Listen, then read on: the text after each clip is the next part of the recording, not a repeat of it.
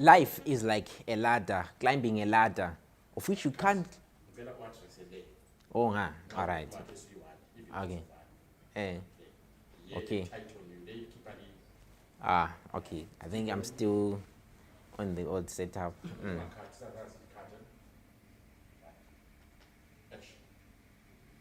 Life is like climbing a ladder, of which you can't climb the ladder with your hands in the pocket.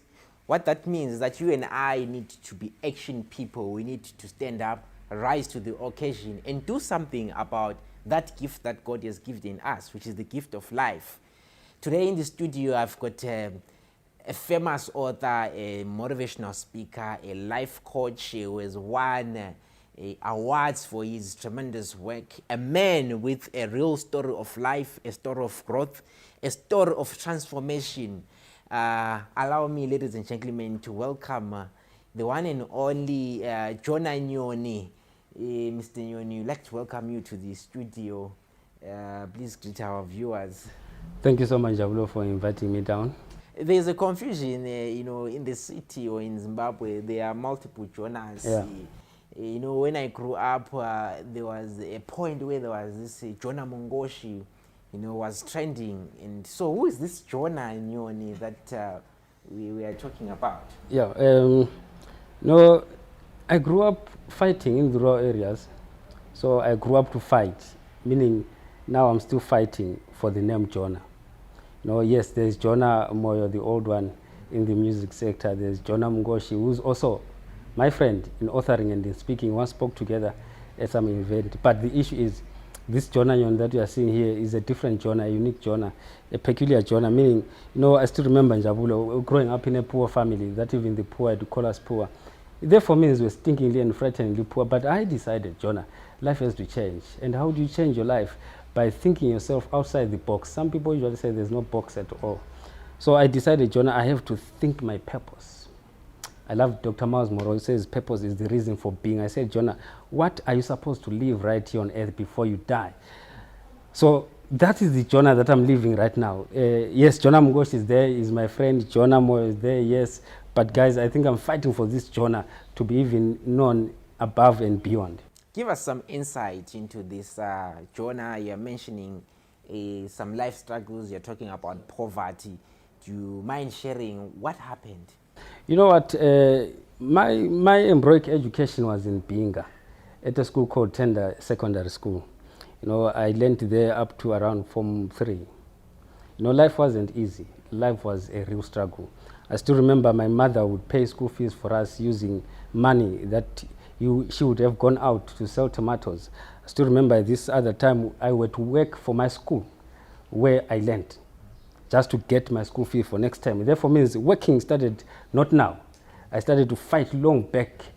As early as 15 years old, I was already working for my school. Yes, it might have been child labor and child abuse, but already I was thinking, Jonah, you have to fend, you have to pay for your education. Jonah, you have to, I usually tell people that I'm self-educated. I'll tell you that even after I finished my O-level, my parents told me, Jonah, we can't do anything for you now. Go into town and look for a job. I said, okay, that's still okay. I came into town, there was no job at all. So I decided I can work and do anything.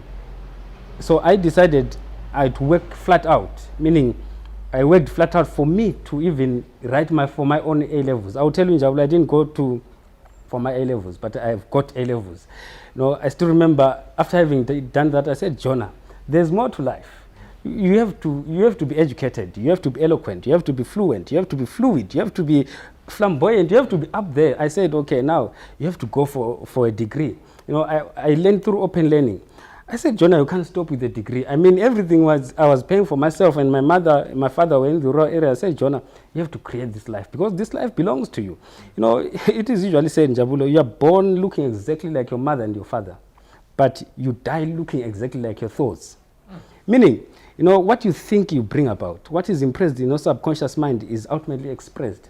I wrote in one of my books, I said, the quality of your life is hinged in the quality of your thoughts, meaning the life that you have today, I cannot blame it on anyone. I can only blame it on my thoughts. Powerful.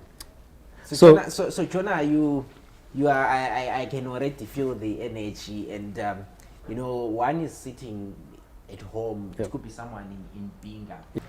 You seem to continuously narrate the idea of talking to yourself as if you can literally take this Jonah and put Jonah there and start to interrogate that Jonah. Because it is believed that with human beings are comfortable talking about that space. But the moment you come to this space, human beings start to elbow out because they are protective about the inner person. But you seem to have managed to allow yourself to have personal conversations. What's the importance of that? There's a book that I love by Hem Starter. He talks about self-talk. He said the most talk we do is not to someone else, but is to us. And then in psychology, it has been measured on average that a woman talks about 21 thoughts to themselves every day, 21 thoughts. Then the man talks about 7,000 thoughts. So I began to say, okay, if I can talk to myself that much, why do I need to talk to myself positively? And then that's when comes the picture of my mother and my father, who were in these poor environments. But my mother would tell me, Jonah, you can amount to something. Jonah, you can become who you want to be. Jonah, you can be up there. So what my mother and my father were doing were talking to this guy inside me, the small boy in me. They were showing me that, Jonah, yes, you might be here, but there's a lion in you that needs to roar. So my mother and my father taught me how to speak to myself. And ultimately, even when we're in those poor environments, something had to tell me, you know what, Jonah, you can amount to something. I usually tell people about a frightening story. How does it feel in Njabulo? You propose to a girl at school, then they say, I know what, you're born in a poor family. I can't be married to you. And how does it feel? Years later, they see you on screen. They are watching not on your screen, but in their own home screen. So that's how life has changed for me. I've been speaking to myself. The most important factor is about the thoughts. I'm a positive guy. Even if there's COVID right now, I'm telling myself healing is on its way. Zimbabwe might not be shaping up, but I'm simply saying, okay, I don't care what is happening to Zimbabwe. What's important is what I'm doing and contributing to the country called Zimbabwe. So you realize that the moment you begin to talk to yourself to the top, you begin to change. I love Norman Vincent Peale. He said, the bottom is always overcrowded. Yes. At the bottom here, there are people that are always talking negative. But at the top, there are a few people who are always saying, there's a great future. We can lead, we can be top, we can write books, we can act movies, we can pioneer these things. So in other terms, I'm always talking to myself. There's nothing good and nothing so splendid as like talking to yourself. Even if your wife is not there for you, you can simply say, Jonah, what? There's this guy in you that's supposed to be influential and significant. Okay, I have to stop you there a bit. There you have it, ladies and gentlemen. Jonah Nyoni speaking about the importance of self-talk, and that poverty is not something that we are born with, but it is a social construct. It is an environmental issue. It's about how we are placed, but the key thing is about how you and I position ourselves out of the poverty. So there you have it. You need to re-engineer your thoughts. You need to be someone else living life to the fullest. You need to talk to the self. Join me on the second segment.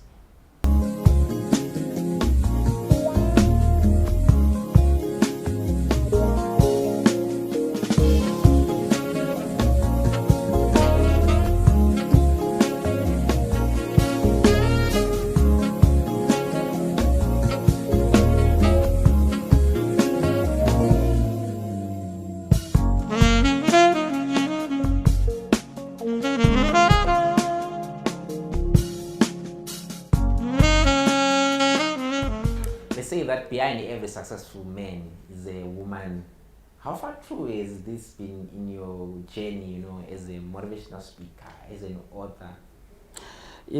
I think that statement has been true to me because for the past 8 years I've been traveling with Zoto, and she has shown me the good side of her, meaning she has shown So who's Zodwa in this case? There is Zodwa Abantu, who is Zodwa? No, there's one authentic Zoto Abantu. Yes, she might be doing her thing, but there's Zoto Nyoni, who I'm married to right now, and yeah, so she has got the beauty, the exquisiteness, so to speak. Then there's the beauty of brains. She is the major contributor in my life. Whenever I'm going to speak, she is the manager, she is the coach. We go together in this speaking engagement. Yes, she might be silent during those presentations, but she speaks the most in my life, more than any other person. Powerful. Yeah. Powerful. So you need family. Yep. You've spoken about your parents. You are married to Zonda. You've got a child, a daughter. Yeah. How has the presence of a child also contributed in the unraveling of your life journey? I know at times men, when we have children, some of us run away from responsibility. How has this impacted your career?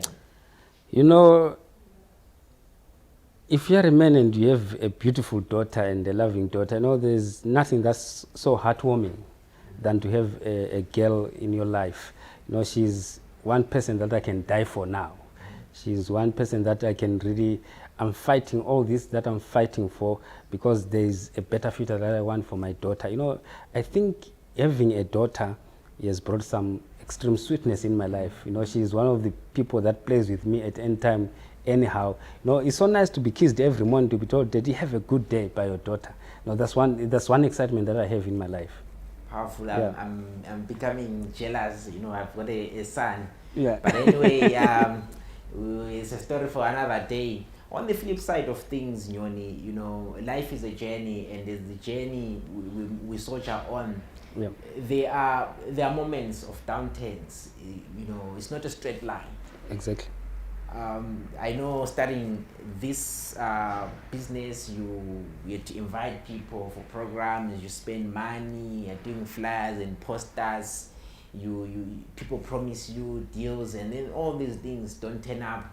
I know about a year or so ago, you were invited in a platform in America, but you faced travel challenges. Exactly. And for me, that was like the pinnacle of your, or part of your success story, and then it all seemingly crumbles in your face. Yeah. How did that affect you, and how are you dealing with, or how do you deal with that? Njabulo, I think we grow mainly not because of our successes. Yes, money can be here, this gig can be here, but I don't think we grow much in that situation. But the moment where failure hits, that's when you begin to unroll and say, "But God, why did it happen?" I usually say, I've got this powerful statement which says, "We don't go through problems, we grow through problems." So I've realized that failing is, someone once said, I think it was a CEO once said, For you to be successful, you just need to double the rate of your failure. So the more you fail, the more you become successful. Yes, I've had my own chances of my downturns. I still remember the first time when I organized the seminar. I literally had to pay for the venue. I had to buy the food for people just probably to be enticed by that food because I was not known. So that was the frightening part, but still people couldn't pitch up. Having all these promises, no one was paying. I said, guys, come, I want to speak to you about this thing. People didn't pitch up, probably about 10 to 15 people. But, I had this internal excitement to say, okay, but people pitched up. I still remember about a year or so I was supposed to be in the United States, but all of a sudden there was a glitch. I couldn't get my visa. I tried 2 times. And I said, God, but why didn't I go? It was an opportunity of my lifetime to say, okay, this will be my first time in America. Yes, I've traveled to other countries like India, South Africa, etc., but I have always loved to be in America. But I said, okay, I'm growing through these situations. To everyone who's listening, I'm simply saying, what, yes, you might be a girl and you're simply saying, I failed my O-level. That's not the end of the world. You might be saying, I'm a mama. My daughter and my child failed me. No, that's not the end of the world. The issue is there is more to life. Yes, you might have failed now, but remember to wake up, dust yourself up. The canvas is not your destiny. If people could learn that, we are not paid for losing in life. We're paid for fighting even more. I still remember it should have been Henry Ford. There was a time when the whole factory was bent down to ashes. It should be Henry Ford. Then, he laughed. He said, this is a moment to start all over again, more intelligibly. So in other terms, yes, I've gone through pain. I've lost so much, Njabulo. So what are some of these things, to use the metaphor of Henry Ford? Yeah. Those things that have been bent in your life. Yeah. What are some of those things that have been bent? Njabulo, I've invested so much. Can I give you one story? I still remember I invested thousands of dollars into a project. Yes. I literally poured myself with my US dollars into a project. And it was just about 3 or so days, it all frizzled out. I mean, what was the project? No, I won't talk about the project because someone might get in danger. They might be hunted by the police. But the issue is I lost money. That was, how do you explain that to your wife that you love? It becomes a challenge. How do you explain that to the whole family? You are trying to put this money here and all of a sudden the money is gone forever. I mean, not even a cent is coming back to you. So that's one issue. This other instance, Njabulo, probably I faced it as a speaker. I still remember I was called by this company. I won't mention their name because it's an international company. I was called by this company. I was well prepped up and well prepared for that. And I cancelled all the small gigs. When you're invited, there are other gigs that come by. So I said, this one is an international brand. I cancelled the small one. I said, guys, can we reschedule this one so that I can come? Because I couldn't reschedule this one. It was an international thing. Then, I don't know what happened. They did not communicate to me. Just at the 11th hour, they told us, Jonah, we are no longer going to have that gig. I asked, I said, but guys, I cancelled all other things. They had not even paid 50%. That's what I usually do. But for other companies that are reputable, you simply be saying, since I signed the contract, they'll pay immediately after my speaking. But they had not paid even 50%. I said, goodness, that's when I began to say, okay, this is life. There's something that might be promised to you, but they'll never reach your hands. Such is life. At times, friends will tell you, Jonah, we are going to pitch up for a seminar. Talking about seminars, I think I've been heartbroken more than anything else.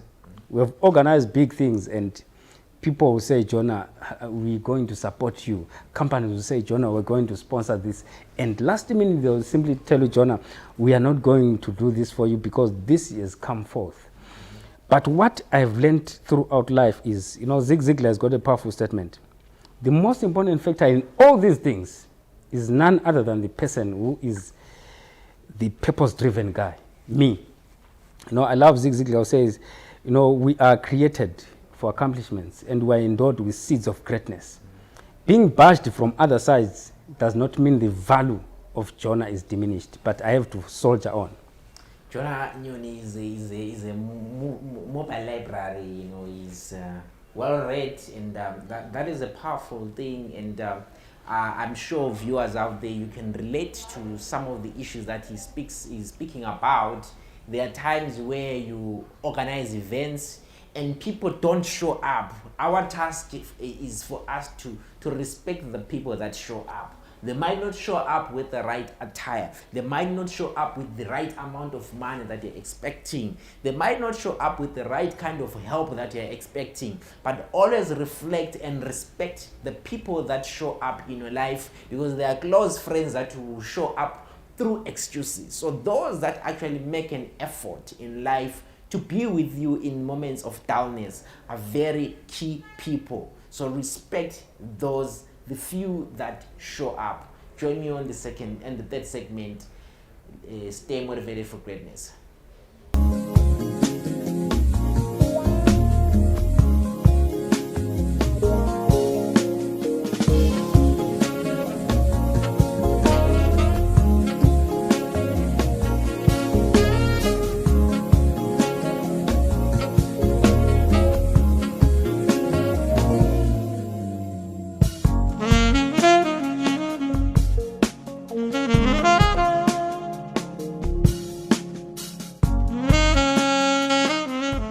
Ladies and gentlemen, welcome back to the show, Moments with Njabulo Moyo.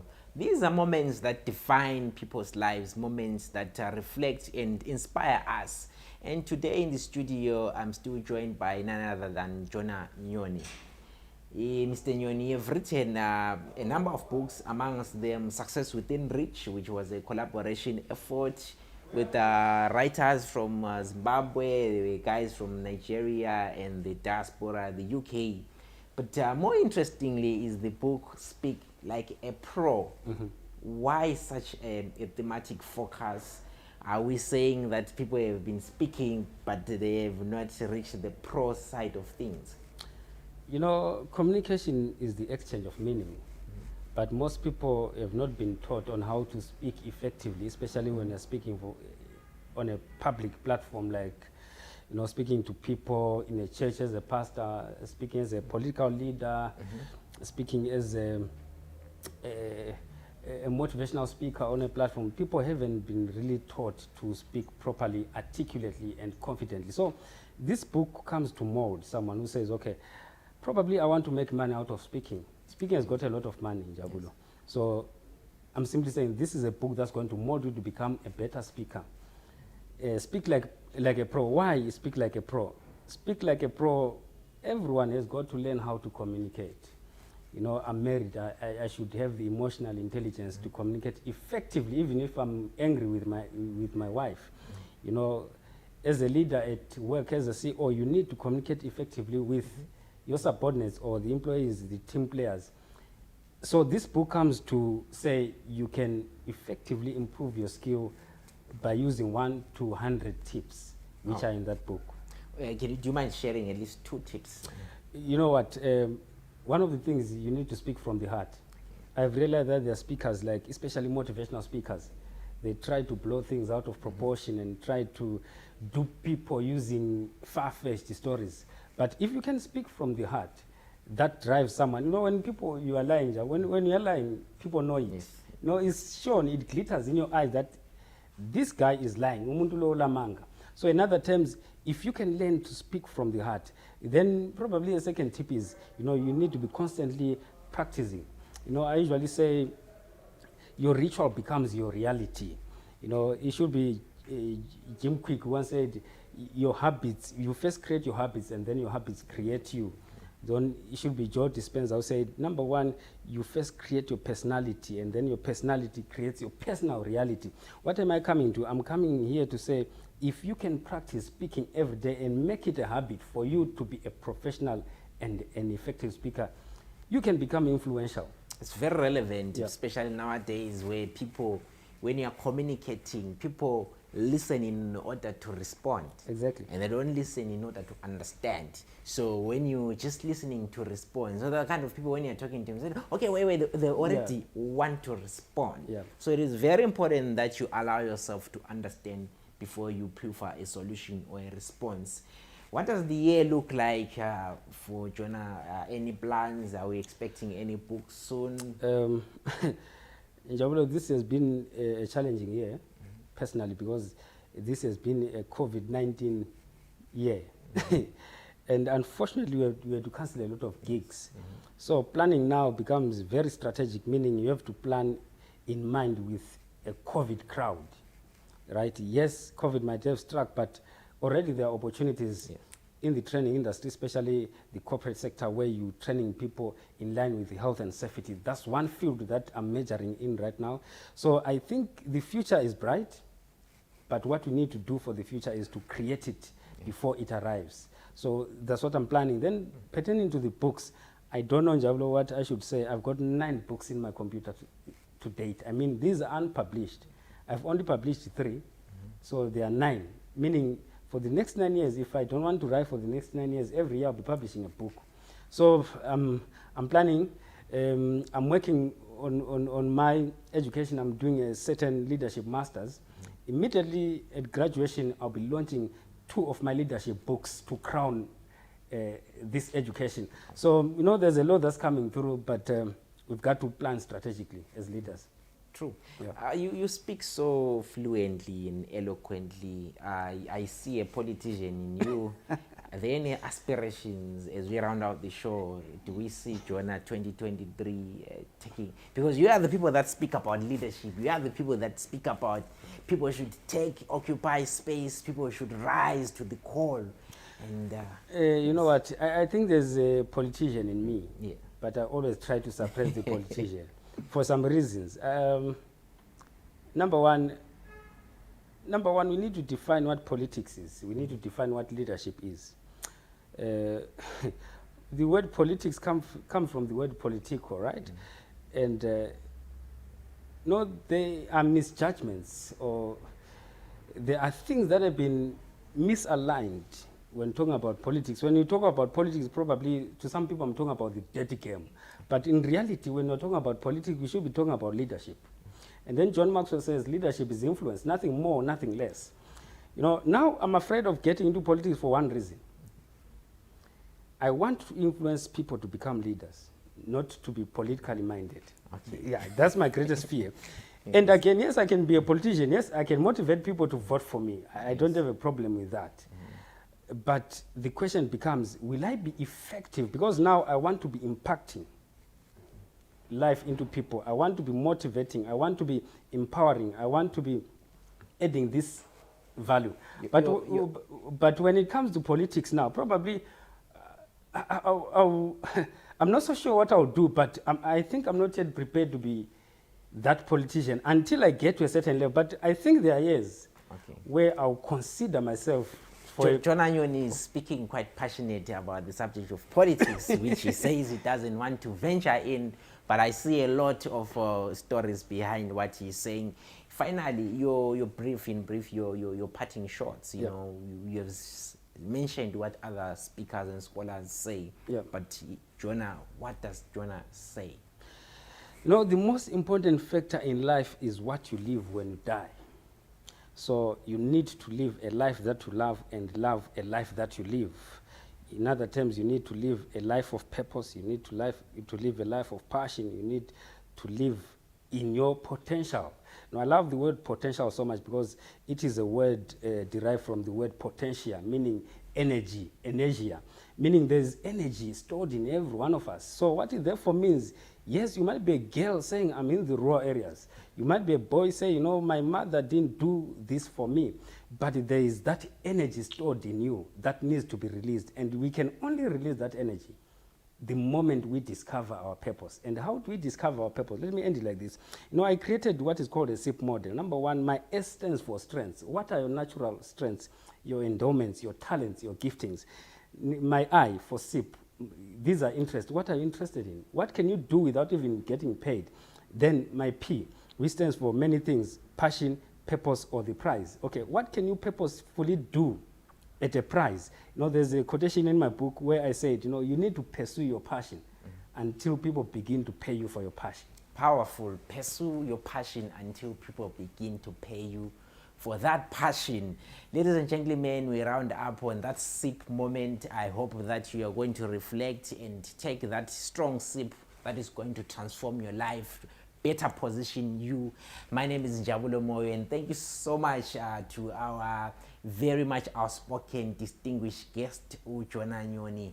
Please follow him on his social media pages, and you can also catch us on the CNC Productions social media pages. Do take care of yourself and your loved one. Until we meet again, thank you.